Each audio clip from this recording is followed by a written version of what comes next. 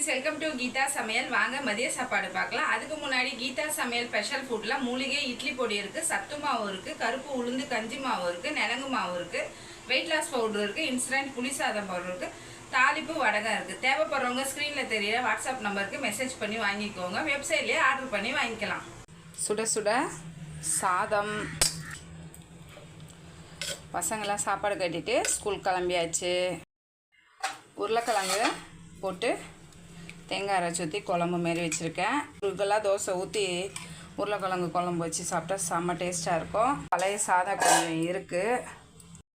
கொஞ்சமாக தக்காளி ரசம், carrot, beans, கோஸ் போட்டு பொரியல் பண்ணியிருக்கேன். தேங்காய் காலையில் கீதா சமையல் ஸ்பெஷல் ஃபுட்டில் புளி சாதம், இன்ஸ்டன்ட் புளி சாதம் பவுடர் இருக்குல்ல, அதை போட்டு மிக்ஸ் பண்ணி கொடுத்தேன்.